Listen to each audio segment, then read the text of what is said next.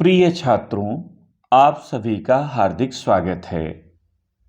अयोध्या की पावन धरती के शोभित मौर्य जी की सत्प्रेरणा से 2024 के बोर्ड परीक्षा के प्रश्न पत्र 801 ईस्वी के बहुविकल्पी प्रश्नों के उत्तर तथा वर्णनात्मक प्रश्नों के संकेत बिंदु के साथ मैं उपस्थित हूँ।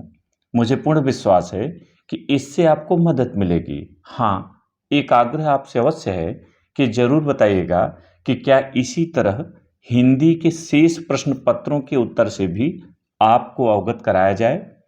आपके सुझाव का हमें इंतजार रहेगा। तो आइए प्रारंभ करें।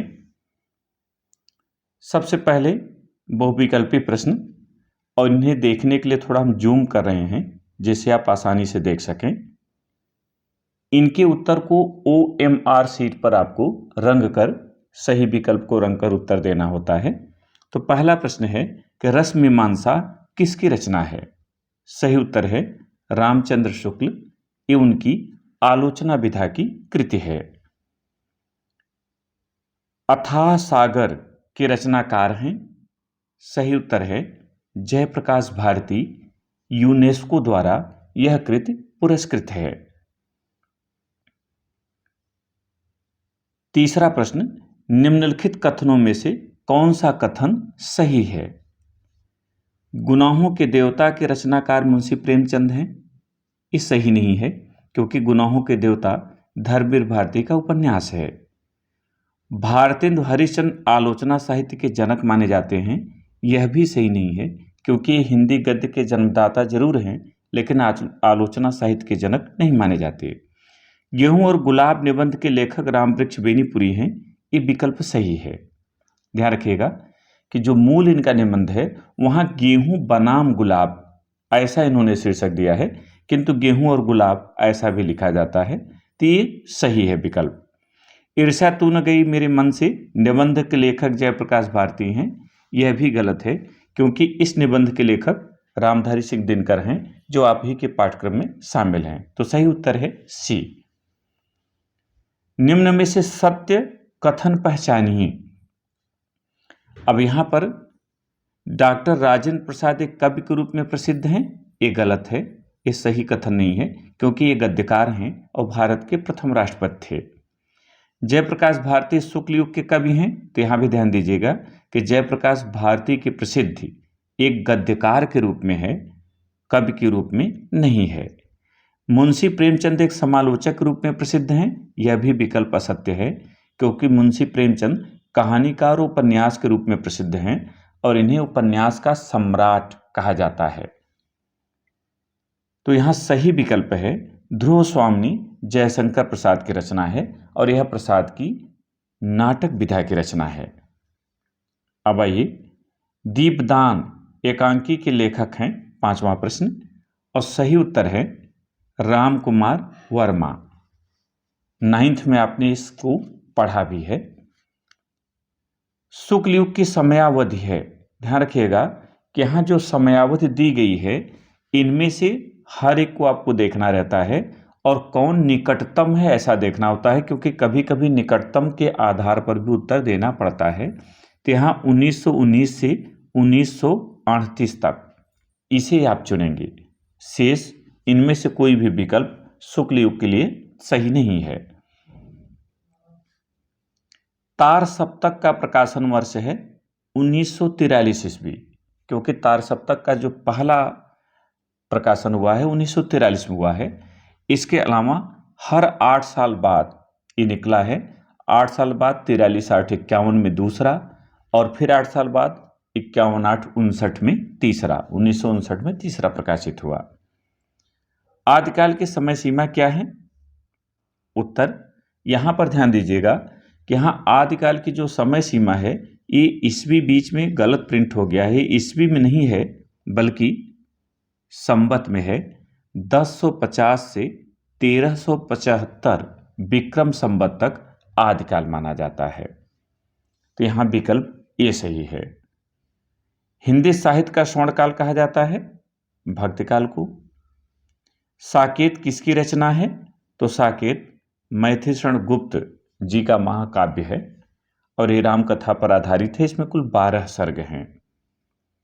करुण रस का स्थायी भाव है, तो सही उत्तर है शोक। करुण रस का स्थायी भाव शोक होता है, जबकि हास्य रस का हास, रौद्र का क्रोध और भयानक का भय होता है। चरण कमल बंदौ हरिराई में कौन सा अलंकार है? सही उत्तर है रूपक, क्योंकि चरण रूपी कमल या कमल रूपी चरण में अभेदत्व होता है, अर्थात उपमेय और उपमान में कोई भेद नहीं होता। निम्न में से सममात्रिक छंद कौन सा है? तो सही उत्तर यहां पर है रोला।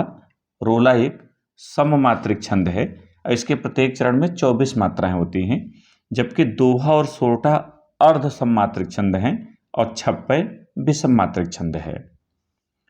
अपमान शब्द में प्रयुक्त उपसर्ग है, इसमें कौन सा उपसर्ग लगा है? तो उपसर्ग हमेशा शब्द से पहले लगता है और प्रत्यय बाद में। यहां मान मूल शब्द है, इसलिए यहां होगा उपसर्ग अप उपसर्ग यहां लगा हुआ है। पंचवटी में कौन सा समास है? तो ध्यान दीजिएगा, पंचवटी यानी ये द्विगु समास होगा, क्योंकि संख्यावाची है, 5 वटों का समूह, 5 वृक्षों का समूह, इसलिए यहां सही होगा द्विगु समास। निम्न में से कान का तत्सम शब्द होगा, तो कान का तत्सम होता है कर्ण। युवाभ्याम रूप युष्मद शब्द की किस विभक्ति और किस वचन का है? तो यहां सही उत्तर है पंचमी विभक्ति और 2 वचन। इसमें ध्यान दीजिएगा कि आपको रूप तैयार करने हैं, क्योंकि अंदाजा लगाएंगे तो गलतियां होंगी, तो आप अपने पाठ्यक्रम के रूपों को एक बार तैयार कर लीजिए। अर्थ के आधार पर वाक्य के कितने प्रकार हैं? तो अर्थ के आधार पर वाक्य के कुल 8 प्रकार होते हैं। ये हैं विधिवाचक, प्रश्नवाचक, विस्मयादिबोधक, निषेधात्मक, इच्छार्थक, संदेहार्थक, आज्ञार्थक और संकेतार्थक। ये कुल 8 भेद होते हैं। जबकि रचना के आधार पर वाक्य के कुल 3 भेद होते हैं, सरल वाक्य, संयुक्त वाक्य और मिश्रित वाक्य। जिस वाक्य में क्रिया का संबंध कर्ता से होता है वह कहलाता है, माने उसे क्या कहते हैं? तो यहां सही उत्तर होगा कर्तृवाच्य। अगर क्रिया का संबंध कर्म से होगा तो कर्मवाच्य हो जाएगा, और अगर भाव की प्रधानता होगी तो भाववाच्य हो जाएगा। निम्न में से अविकारी शब्द हैं। अविकारी का मतलब जिसका रूप पुरुष, लिंग, वचन, कारक आदि के आधार पर परिवर्तित न हो, हर समय वो एक जैसा रहे, उसे अविकारी कहते हैं। और यहाँ अविकारी शब्द है इसलिए जबकि सीता और दिल्ली ये दोनों संज्ञा हैं और तुम सर्वनाम है। तो ये तो रहा आपका बहुविकल्पी प्रश्न।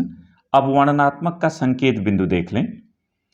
मैं नहीं जानती को देखकर ही आप समझ गए होंगे कि यह है ममता पाठ से और उसके लेखक है जयशंकर प्रसाद जी। जबकि अथवा में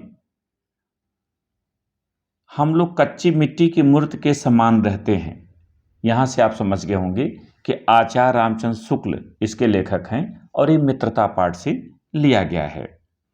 अगर दूसरे प्रश्न की बात करें तो चरण कमल बंदो हरिराई, यहां भी आप सूरदास देख रहे हैं, और नीचे भी देखें ऊधो मोहि ब्रज बिसरत नहीं, यहां भी आप सूरदास देख रहे हैं, यानी दोनों ही सूरदास के हैं और शीर्षक है पद। तीसरे प्रश्न में संस्कृत का गद्यांश, तो यहां पर देखिए काले काले विविधा विचारा भारतीय संस्कृतौ। भारतीय संस्कृतौ शब्द कहीं अगर मिल गया संस्कृत भारती, तो इससे आप समझ जाएंगे कि भारतीय संस्कृति पाठ से लिया गया है। जबकि जो अथवा में है अधुना अत्र संस्कृत वाग्धारा, ये वाराणसी पाठ से लिया गया है। चौथे प्रश्न की बात करें तो माता गुरुतुरा भूमि, यहां से आप जान जाएंगे कि जीवन सूत्राण क्या है। जबकि नितराम नीचो अस्मित, ये अनियुक्त विलासा पाठ से अवतरित है। पांचवा जो प्रश्न आपका है वो खंड काव्य का है। आपके यहाँ जो चलता है उसका आपको उत्तर देना है। जैसे प्रयागराज में अग्र पूजा चलता है और यहाँ अगर पूजा का कथानक का सारांश या तृतीय सर्ग आयोजन का सारांश पूछा गया है, कोई एक लिखना है, यानी आप अपने खंड काव्य में से कोई एक प्रश्न करेंगे। जो छठा प्रश्न है वो लेखक परिचय से संबंधित है, कवि परिचय। तो छठवें के क में किसी एक लेखक का आपको जीवन परिचय और उनकी एक प्रमुख रचना का उल्लेख करना है, जैसे रामचंद्र शुक्ल, जयशंकर प्रसाद, डॉक्टर राजेंद्र प्रसाद, कोई एक चुनेंगे, इनका जीवन परिचय और एक रचना का नाम आपको लिखना है। और इसी के ख में किसी एक कवि का जीवन परिचय और उनकी रचना लिखनी है, जिसे सूरदास, सुमित्रानंद पंत, महादेवी वर्मा। जो सातवां है इसमें आपको कोई एक श्लोक लिखना है जो प्रश्न पत्र में न आया हो, तो ध्यान रखिएगा कि आप कम से कम 3 श्लोक जरूर तैयार करिएगा।